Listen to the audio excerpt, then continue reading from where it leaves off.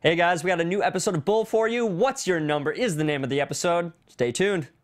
You're tuning into the destination for TV superfan discussion, AFTERBUZZ TV. And now, let the buzz begin. Hey guys, welcome to a new episode of Bull.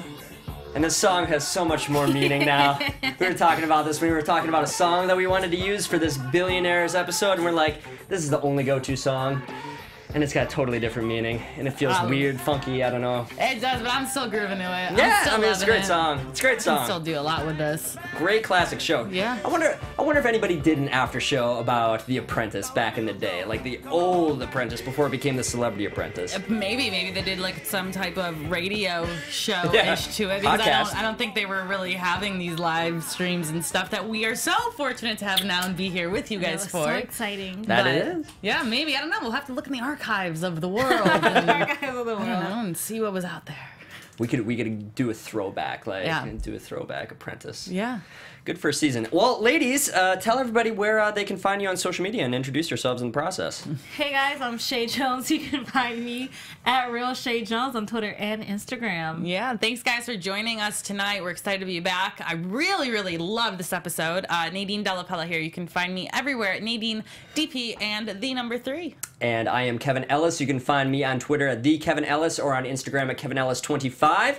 It was a great episode. We had a total, it was a shift in a way. We typically always have people that, that Bull is actually, he is supporting, he's not actually prosecuting. So this is a little bit different for our TAC team. And it's against none other than Andrew Withrow, who is this billionaire real estate developer who has little conscience at all. Because he's a sociopath. Because he's Well, that's what Bull thinks. And yeah, this was my favorite episode of the season. I will say that. I don't know. There was just something about it that just kept me in the moment and kept me with that for a while. And I think it was the fact that when we thought he was going to take a plea deal, I didn't really know how far we were in the show. I was like, oh, wow. This went by quick. And then I realized it was only halfway through. And so when they switched it around, and then I didn't know what the outcome was going to be at the end. And you guys know how I love trying to figure this out. And this episode, I didn't really need to try to figure it out. I wanted them to tell me, in a sense. And that's why I think I really enjoyed it. I really loved it. It didn't fit the cliches that we typically get. Exactly. And I think that also helped in that we were actually, I like rooting for the team, but I also like rooting against certain people as, you know, as just characters. I mean, when you get into these procedural dramas, you're like, all right, we're gonna go into the courtroom today and we're gonna try and root for you know, Bull to win and for, you know, it to be a happy ending. This time I wasn't sure if it was going to be a happy ending. I really thought that there was a possibility that he was going to get off on this case and he was not going to go to jail, especially when his project manager was found dead. Yeah, it was just a crazy twist. And did you find I kind of that? suspected it. I'm not going to trip. Like, there's, like, just, it's like something in his eyes. Like, that actor is amazing because, like, he just played that role. But, like, something in your eye where you're just like, okay, who are we talking about? Are we talking about the project manager? Okay, we're talking Andrew about Withrow. So he takes the plea deal. So you taking it to buy time, and I'm assuming have an alibi as well. Yeah. Because you can't nobody can link you to it. Right, and I wonder who did end up killing him, because obviously it was not a suicide. It had to have been a murder. There's no way. You have solved yourself of your guilt. You solved, like, once you testify, you're done. You're good. You can just, like, let that weight get off your shoulder. You don't have to worry about it no more. You don't. I don't think anybody, when you do that, you normally jump to, oh, now I'm gonna kill myself. Yeah. Because I couldn't live with the guilt. I gave my guilt away. Yeah, the guilt of possibly accepting the $200,000 and then going against that word, that's the only thing that I would assume he would feel guilty of. And even that, I mean, That's not something to feel guilty about. Yeah, I think that was the biggest twist. And I think another reason I love the episode was the fact that we started out with them at a disadvantage. Bull had to fight his way throughout this entire episode. They lost power. They weren't able to pick the jury, which is his job. And he even said, he goes, this is 90% of what I do. Like, why else would you hire me? Like, I pick the jury and we do all this stuff. Yeah. And I think, who said it? I forget what character said it, but they're like, no, we don't pick a jury, we strike a jury, basically. I think it was Benny or Marissa. Benny said that because, we're not picking the jury. These are the people there. We just strike who we don't like, which I thought was an interesting way to look at it. And this past weekend, I just finished watching American Crime Story, the O.J. Simpson case, and I was surprised by how many jury strikes that they had at the end of that case. And I was thinking, it was throwing me back to that because I don't think at this point in time we've ever had a jury strike here on Bull. No, not that I can remember. Like, this is the first time we actually had multiple strikes going into the judging room. Like, we have to strike this person because they did that, and then come back, we have to strike that person. It was just like that whole during the case. During the case was amazing. Like, that whole just scene and just seeing that, it really like opened my eyes. Like, what goes behind closed doors a little bit when it comes to juries and those situations, especially in a high profile case. You have 15 dead people.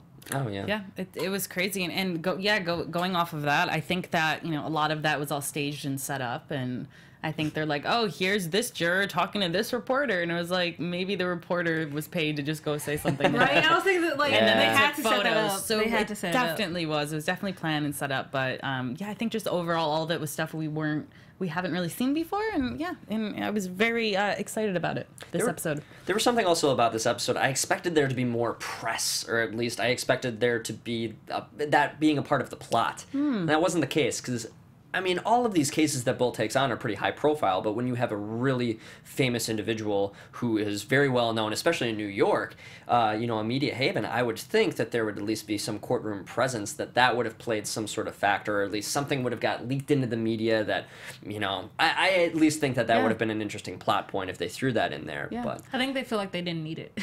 Oh, clearly they didn't think so. And in retrospect, I mean, it wasn't necessary. I think that they played the plot pretty well. But that would actually been interesting to see, though. Just the play off the press, too. Like, what Bull would have said, or how Diana would have played it. That would have just been funny.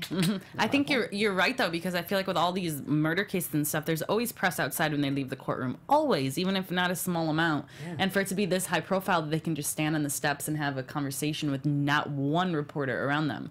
And the only reference to a reporter is what we said when the photos came out in the jury strike. Yeah, it might have been just a simple oversight. I don't know. Yeah, it was. I think we may be overthinking it, but that's our job. We try to do the realistic. What really would have happened? Like, what are those interns in the background really doing in the bullpen? Like, what are they? What's their job? Yeah, the guy who is fixing the generator, is he actually on commission, or like what's he doing? Is he not by commission? I mean, is he just being paid? Character, like Foley, like people like you. Yeah. So why haven't we seen you before? And why hasn't my power been turned back on? Why can't it get turned on today? I need to know this information. Yeah, it was just a very interesting episode overall. At least when we first were introduced to Andrew and we were getting that auction story about how Bull was outbid by Andrew at this auction, did you get the feeling, because this has happened in many episodes, where we've had Bull who starts kind of having this one emotion about who they are going to go against at the beginning of the case, and then he flips his mind and he actually sympathizes with that individual. And I actually thought that was going to happen in this case. I was thinking, okay, there was a lot of stuff that he was saying, negatively about Andrew Withrow, so I'm thinking, okay, he's going to end up siding with him, see some sympathy, see it's not actually his fault, and then switch sides. I was actually expecting that. Did you see that coming at all? No, only because of the fact that once he did his micro expressions, like, it was just the way he looked.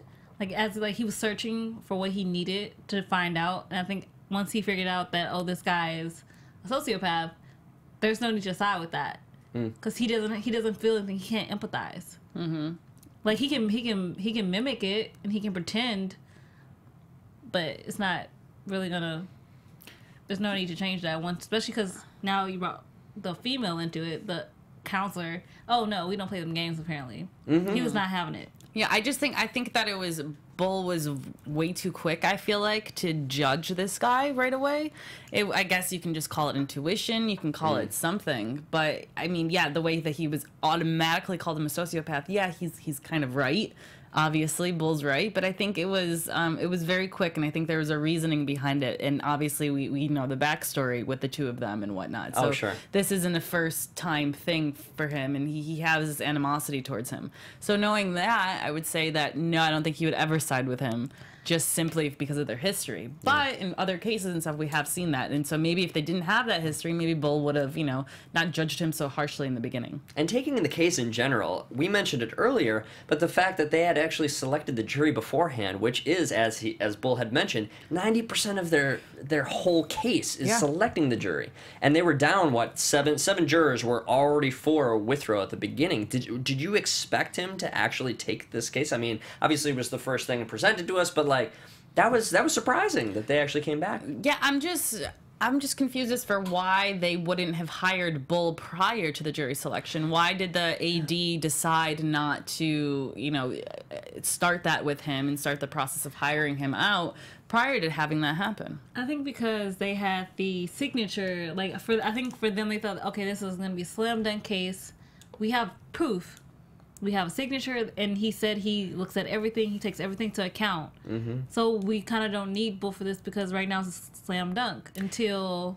And that just seems so... That seems a little... It just seems like that there was a lot of simplistic thinking in that. I mean, this assistant AD, too. What did you make of his character? Considering he is the assistant district attorney of what I'm assuming is New York, he just seemed like an individual who wasn't too seasoned. Yeah, he didn't have a lot of presence. Yeah, it just seemed a little peculiar to me. He seemed very stiff. Like, just, like, he didn't think he really needed Bull.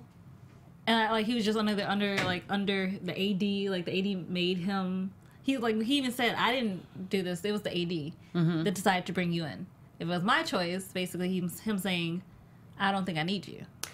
Yeah, like when Withrow's... Right at the beginning, right when Withrow walks on in, they were talking about how, oh, he's on his cell phone, his mother has to go to the hospital, and what? I think... Diana had proposed that they were going to only have a 24-hour delay, and then the judge comes out and says 48 hours. I mean, there was no fight from the prosecution, which was just a little bizarre. It just feels like that there would have been some sort of effort. Yeah, they kind of accepted it. And what do you guys think? You guys think that was fake, kind of in a sense, that he just made his mom go to the hospital for 2 hours? Well, especially I feel like if Bull's correct in his assumption that he's a sociopath, he takes everything into great risk, and what's going to be the best risk, what's going to be the worst risk, liability-wise. And he just needed extra time because he knew Bull had a connection to Diane. He needed to get her here in time enough. He needed to have as much time as he possibly could. It was too planned. Like, I need your client to be here in 5 minutes or not at all. Okay, Sacred Heart, I'm in the hospital. It didn't even seem like he was on the phone with her or anybody. Also, can we bring up how we've had all these discussions about how technology and phones and all this are not allowed in the courtroom. And then this episode, we see not only him on his phone, but we also see Bull on the phone inside the courtroom as well. So I am all kinds of confused right now. Can we just say that? God, we failed at looking that up, too. Yeah. But... I mean, this is interesting because I don't feel like you can actually... You want to look that up in the meantime? That's what Google was created. Yeah, there's a part of me that thinks that you're actually not allowed to have a cell phone in there, but... But we've actually seen them take that away, and we see how he has an earpiece in for a reason, and we see all this stuff. So, I mean, this might have been just like an oversight. That us just thinking and just guessing. Who knows? But yeah, but them having their cell phones was... or at least, like, I don't think they take the cell phones away, but you at least have to have them off in your pocket, etc., before you enter the courtroom.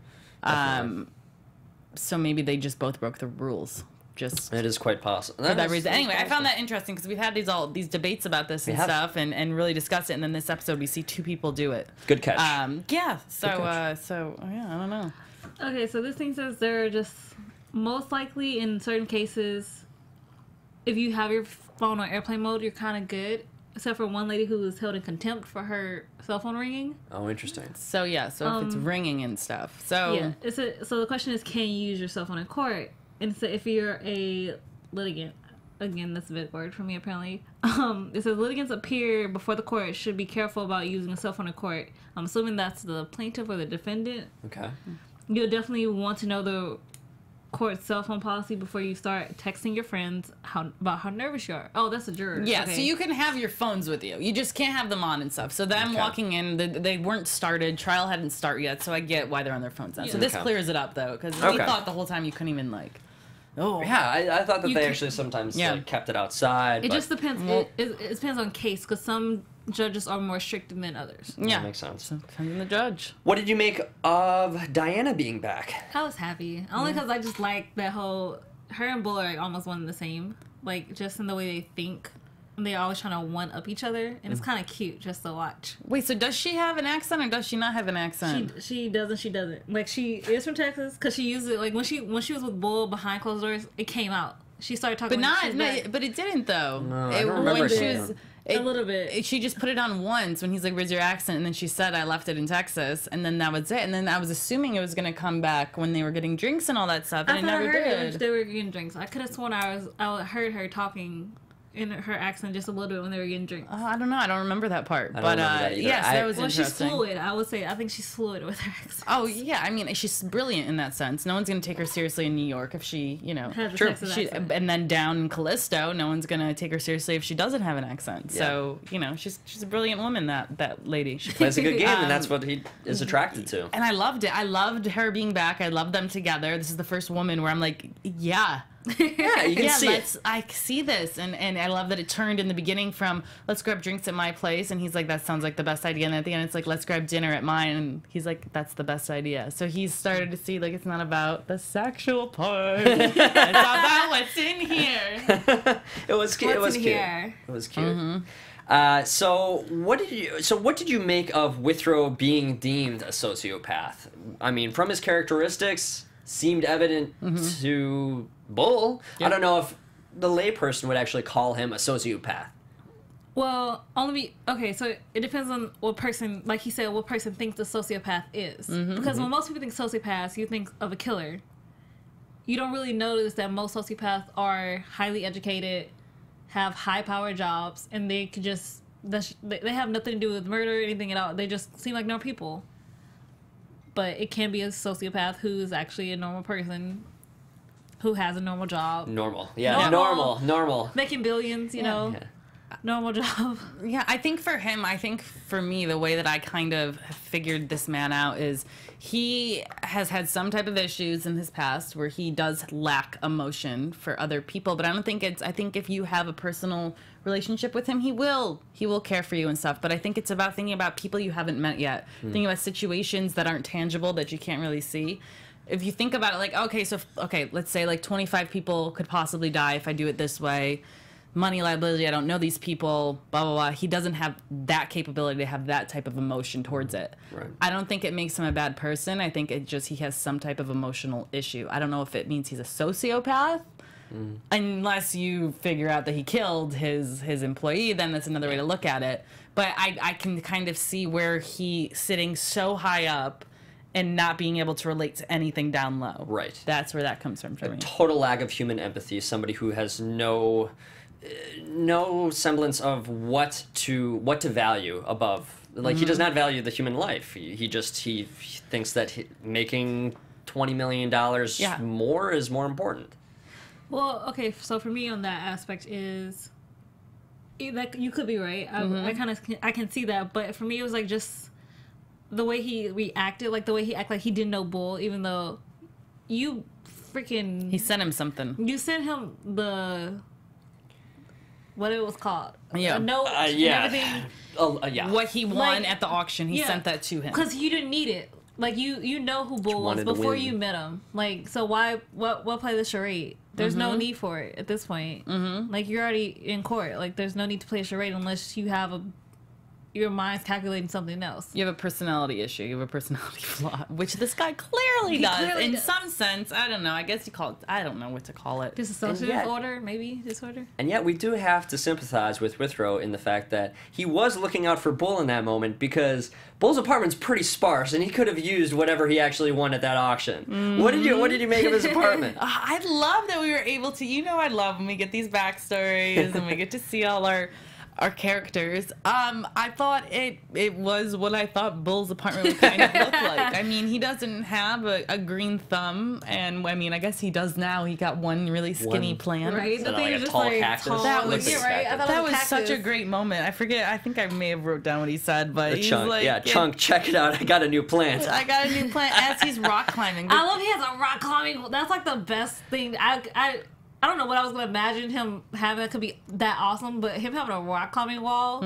is awesome. It's pretty cool. But do you think it's kind of interesting? So we always see Bull sleeping at the office. That he finds that more homey than his own house, and I think it's because that's where his heart lies, and that's where his passion is with his work. Until he got a And couch for Diana. so yeah, right. He get a couch for her. But I found it interesting that he knows they're coming over, and he's just gonna happen to be rock climbing as his coworkers are coming on by, or his employees, I guess, are coming over. Like, okay, stop showing off, Bull. And somebody who has rock climbed before, I find it a little amusing that he actually was attached to the safety net, or the harness. the safety harness. Thank you. And he did not have like a boulder set up, like, you know, bouldering. If I don't know if anybody in the audience has done bouldering, but it's where you actually do free climbing, and you don't have any sort of harness. You're just going, and it's a little bit shorter. You're not going up 20 feet high. You're just going like maybe 10 feet tops, but you just have mats below. It just seems like something Bull would actually do, not like this tall rock climbing unit. Yeah. Just didn't seem Bull. I just thought it was a little amusing. Well, we also don't know how flexible and how in shit. We never see him working out and stuff, so I don't know if he's He nimble seems like enough. he's got some strength. Yeah, he does. We've never seen the man run. Let me see the man run, and I'll let you know if he can. But yeah, I just found that it was funny. He just kind of wanted to show off his little place in a sense. Yeah, it was. You guys want bagels? Right? I'm climbing a wall. I was thinking just like, okay, if your apartment's that like sparse, you just have a desk basically, Yeah. a beautiful view, but a desk, Yeah. a cactus type plant thing, and a fireplace with no seating basically. But he did have a view. He That view had a was gorgeous, gnarly though. view. So that was, you know, that kind I of kind of want to see makes what it his right. kitchen looked like, Penthouse, though. I was actually really interested in kitchen? seeing what the kitchen looked like. Probably doesn't even have a kitchen. Come on, he's probably Ordering ordering. Chinese every Yeah. night. I mean, Yeah. so you can you're in New York. You can seriously have the kitchen still ordered in Yeah. and pretend you can cook maybe. Yeah. Maybe they'll show us the kitchen next time. He's got a hot pan or something like that. Yeah. What do you think of the fact that the TAC team was without a mirror jury, and they also were pretty much without all sorts of power? They couldn't actually view any of the individuals in the case or in the jury. It was just all relying on Bull most of this episode. It seemed it. It kind of it was like almost last week's episode, except for you're not against the government. You're just against like a billionaire. So that kind of allows a little bit more flexibility in what you're capable to magically pull out of a hat. I would say. It was interesting though, because versus like last week, it was like, you're taking away my life. I can't have, I have to use a pen and paper. This is just a billionaire playing and taunting. Yeah. But they were also only out of a mirror jury for a day. The mirror jury went on a trip, which I think is kind of brilliant, and I think it's like why they had to hire them back though, because you're not going to get people that quickly Wait, I that thought it was meet the all same people, the requirements. What? That was the same people in the courtroom from like the previous. What do you mean? Because even though she sent them on like the 12, Yeah, it was the like, same people back. No, the same people that were when he came in and he was looking for his mirror juror. The girl who was on her makeup was the same girl who was there when he first came in. Yeah, so but they're they both used her again. But yeah. she was in mirror first. Well, I don't understand. Okay, I'm not so following. when he came in and he found all the watches. Yes. So there was a girl. She was on her makeup case, just taking her makeup. So I thought he used the people that were already in there. Because I'm assuming she sent them for like a while, like a weekend maybe. I think it was just for, wasn't it just for the day or whatever? Or, yeah, maybe, I guess it was a weekend. They but brought it on was- in other individuals at some point in time. Like, they hired new people. But I don't remember So I who it thought was it was, the like, day. the Or same I'll people take in- Nadine's Yeah, word we'll have for to, it. yeah, That was we'll the have to same check it people out. from that day, the previous day. Well, Okay. I don't know. Yeah, Yeah. we'll have to check it out. The interesting thing about a lot of this case, and I'm just going to make the comparison because it was just so evident, but we won't get into it. But I mean, we said, but the Trump comparisons were just really amusing. Oh, they were just amusing. They were just Because they All of truly today. based his character off of him, especially with the Atlantic City bit, like, Yeah. you know, because he owned the Trump Taj Mahal down there. It's just like all these little things. It was just so, it was so, It was funny. ironic, to say the least. Yeah, there may have been a coincidence in this episode, but who knows? I don't know. knows? I don't know what they're thinking. So when you guys were watching, did you guys? What was your feeling about the plea deal scene when we got to that point where it seemed all was going to go Bull's way and Withrow was kind of dead in water?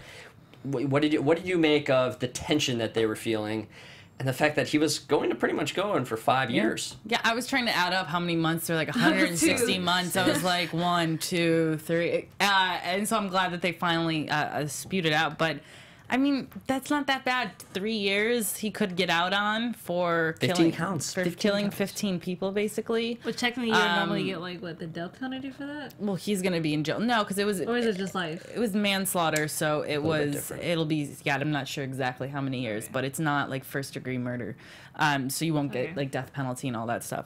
Oh, no, it counts for murder. Okay. Yeah. So Learn things every day, guys. so what was I gonna say? So I thought, it was good. And like I said, I thought it was the end of the episode, and I was like, where's time gone? My whole vortex of my life has kind of taken over me right now. It was tension filled, and I wrote down one of his lawyers like backing was he's not a hitman, he's a real estate developer. Mm-hmm. And it was interesting that she said that line, and then the next scene they are at Sean's house where he's dead. Yeah. And I thought there is a correlation right there. And that right there, that line for me is what made me fully believe that he killed him. Himself, interesting. Yeah, No, not no, killed I mean himself. like Yeah. He was Withrow murdered. himself killed. Like interesting. Yeah, because that line was there for a reason. Yeah. They say these words and they say stuff for purpose and for meaning. They wouldn't just throw that out. He's not a hitman. He's a real estate developer. And then he's dead. Yeah. Yeah, So- and great catch. I was waiting for them to actually look at some sort of apartment complex, like security footage. Yeah. I was waiting for Danny to come on in, and it was interesting because Danny was there. She was present when Bull was witnessing Sean Leahy's dead body. And that former FBI agent was not quick to actually think that murder was possible. Yeah, she was with him 30 minutes before he died, Yeah. is what she said. Which was so interesting because I'm like, all right, none of these people think that it could be. Again, we're watching from the television show perspective. We're seeing it in a very dramatic way that these characters aren't. But for Bull to be the only one that suspects that Andrew was capable of the murder was a little perplexing to me. Yeah. No, I fully believe with you on that as well. And it's, I think the reason why he didn't have the protection, Sean, his name's Sean, right, who passed Yeah. away, is because it wasn't a murder. I mean, technically it's a Lahiri. murder case, but it's not like a first degree murder like we're talking about, where like, okay, if you rat kind of on someone, you need like protection, you need Like to be in. stitches, snitches, get Yeah, stitches. exactly. So I think a hitman was involved, and that's real. It happened. Yeah. I have the quote. Have the quote. I wish I wrote down the quote. It was like when he came to Bull's office to offer him $10 million, and he's like, "Life is tangible, something worth." Like I was writing, and then like I got to finish it. But it was just interesting the way he said that. Like life is tangible. Like that's just an awkward and weird statement to make. Mm-hmm. If you actually cared about life wouldn't be tangible to you. Mm-hmm. Life would be worth something, no matter what he thinks somebody's price would be for it. Yeah. So like you said, they don't put anything in there that's not for a reason. Because later he gets guilty, and we find out that he actually did a cost effect. He did put a price on their He heads. put a price on their head, basically, of what everybody would be worth. What their number would be. Like a driver is more than a plumber. And you see how they stuck that point, because they know their juries, they know whose occupation is who, and you see the plumber go, oh, Like yeah, he was like, you actually like a driver makes more money than me. Yeah. it's like, come on, look up Is what it worth professions more? do. Yeah, that Worth more. yeah, that immediately, that's what got them. But Oh, indefinitely. But my thing is for that, though, is how they were able to use that in their closing arguments, because they hack to get the actual proof of that. So how are they able to just say this without any proof that what they're saying is true about the defendant? Or are they just saying saying it in hopes that the jury's just going to buy it. Well, that was interesting because there was no hard evidence that was brought to the table. And if we were actually listening to the counter-argument on Diana's part, you would probably assume that Diana would say that in her closing statement because the defense always gets the final say in their closing arguments. And so I would assume that Diana would say, you know, they're not bringing any concrete proof. There's nothing to prove that, you know... because she doesn't believe her client anymore. Well, I mean, she would still be working for her client in that moment. Yeah, I mean, there was no evidence to prove that she was not working for her client. Yeah. And I would think that would have brought to the forefront because I was waiting for them to reference through through Cable's own detective work, that she would have said, oh, that it was the... what was the name of the actuary? Actuary, yeah. The actuary. Something. But you can't because you hacked it. So that's why you would have to, it'd be, you know, you couldn't use it in court. Inadmissible. Inadmissible evidence. See? Yeah. I know my court lingo. I'm doing so good. excited about it. But talking about Cable, the one scene that I hit your shoulder and we laughed about was when Bull was saying, all right, I need someone who's like a good people person who can talk to people. And Cable raises her hand and he goes, I'm calling Danny. And she goes, oh. I don't know if was she joking in that moment or did she actually think she was? I don't know. I think sometimes she really thinks she can be that conversational person. She can be like open and it was so like cute. I can get information. Like she's adorable. Like, it was great. She's so adorable. It was great. It was just a hilarious little moment. Yeah. And she had some fun bits. And then when she was like, Bull, you're right. He's like, oh, I love hearing that. You know. So that was great. That was a great addition. I think I'm going to use that line too. Can you just skip to the part where I'm right? Like, I don't need to hear I love that. any of this other stuff, right? Like, I'm going to use that. I'm stealing that, okay? I'm going to use that.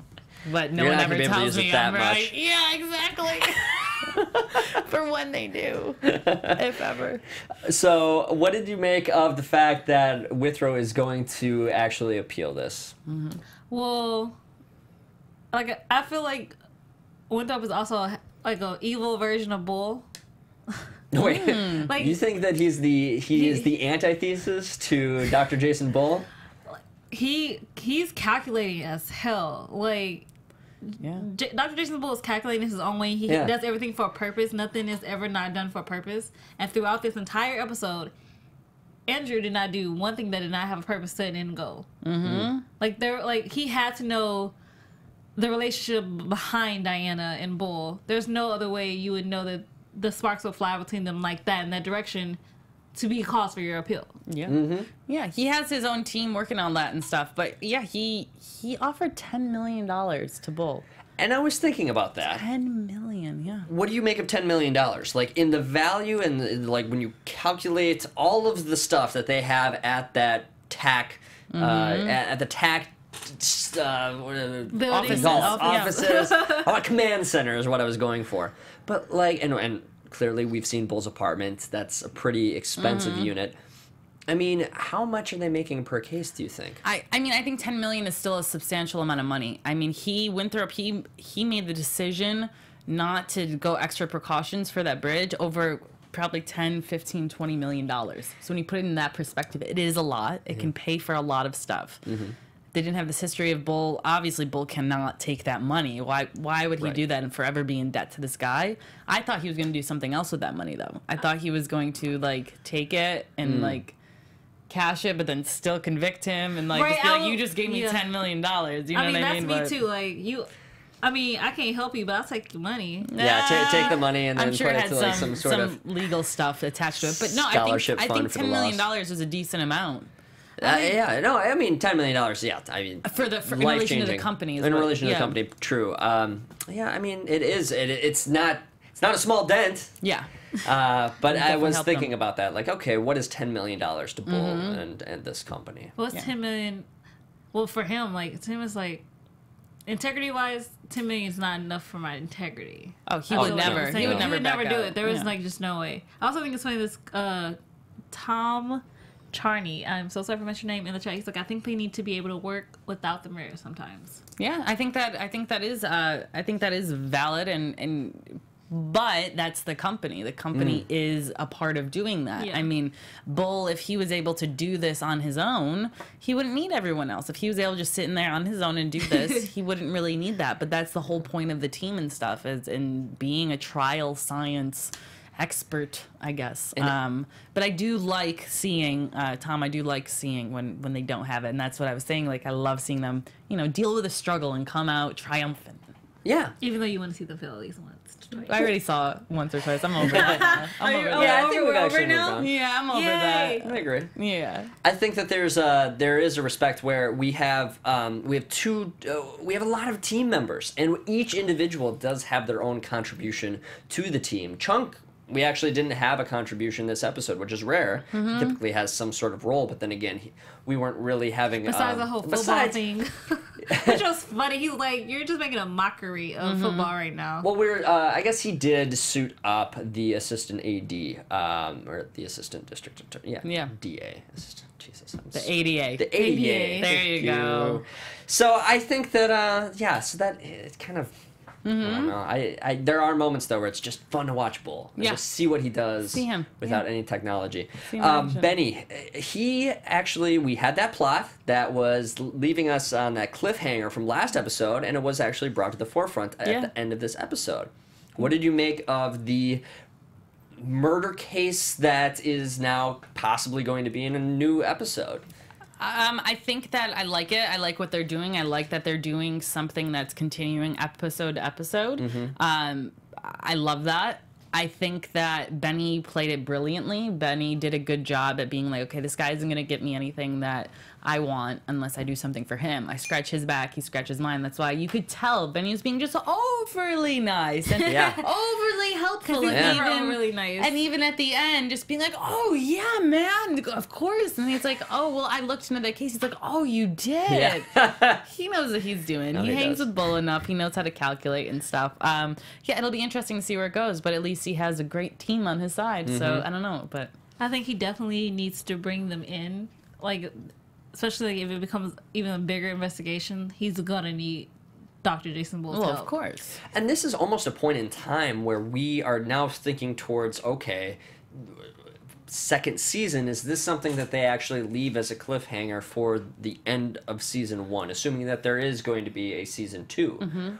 I mean, that is a possibility because we're getting towards the end of the season, so it is possible that they leave a character like that hanging in the balance, even though he will probably come back, but just his fate, who knows? Yeah, I mean, I think that we found out that it's about a murder case that he had worked on. That's good to know that it's about a case that he worked on. It's not something I don't think he can go to jail for, he can go to prison for. Maybe he can get his practice taken away from him or his license. Possibly. Disbarred. But at least it's not, I thought it was something more personal that we could actually see Benny doing some type of physical time or in that sense. I don't know why, and my mind was racing about things he could have done or things maybe Benny has a secret life that we didn't know about. I don't know. I was going crazy. This is why I don't watch previews, because all week this is what's keeping me up at night. Anyway, so yeah, it'll be interesting to see what happens next week. Any predictions for you on that front? Predictions. I feel like it's gonna, unless he keeps taking it, like keeping it to himself, it's not gonna be to his best. What's the word I want for it? Best advantage, I should say. He definitely, I feel like they're a team. He needs to bring the team in, and they need to plan a strategy or an attack at least, so they're prepared, so it doesn't come blindsiding them before it's too late. So they can figure it out. They can start early. Yeah, well, I think now that he knows what he's working with and who it's about. Yeah, next episode they can start diving into that. So yeah, I mean, as we wrap up, Diana, do we see her in future episodes? Yes, please. Yeah. Yes. Okay, so are we going to see her in the next 3 episodes? No. Okay. All right. Because we've gone, how many episodes has been since Castilla? A lot. Yeah. Like 3, like 5 It's gotta or been 7. like We've 6 or had something. Christmas, Yeah. we've had New Year's, we've God. had Valentine's Day. Oh, this is just in our world. Yeah, a So lot we'll has see. happened in that period of time. It is crazy to know that we're, I don't know how many episodes in, 15, 16? 16. Yeah, that is insane to me. Well, ladies, any final thoughts before you guys sign off? Yeah, I'm excited for next week. I See what am comes of it. excited, and we have a special guest. If you guys tune in, you might be surprised who shows up. Awesome. Yeah, we're gonna Skype somebody in next week, guys. So definitely do stay tuned. Very exciting. Chae, tell everybody where they can find you on social media. Hey guys, you can find me at Real Chae Jones on Twitter and Instagram. And thank you guys so much for watching with us tonight. You can find me everywhere at Nadine DP and the number 3. And I am Kevin Ellis. You can find me on Twitter at @TheKevinEllis or on Instagram at KevinEllis25. Again, guys, thanks for joining us, and do tune in next week because we will have a special guest. Crossing our fingers. And as always, you can find us on iTunes, SoundCloud, YouTube, as hopefully some of you on the live chat. Thank you again. Who is in our live chat today? Tom Charney and Ivan Soda. Awesome. Gentlemen. Assuming gentlemen both. Thank you for joining us in the live chat. Always know that you can find us there too. In the meantime, have yourselves a great week. From executive producers Maria Menounos, Kevin Undergaro, Phil Svitek, and the entire AfterBuzz TV staff, we would like to thank you for listening to the AfterBuzz TV network. To watch or listen to other after shows and post comments or questions, be sure to visit AfterBuzzTV.com. I'm Sir Richard Wentworth, and this has been a presentation of AfterBuzz TV. Bull you later! The views expressed herein are those of the hosts only and do not necessarily reflect the views of AfterBuzz TV or its owners or principals.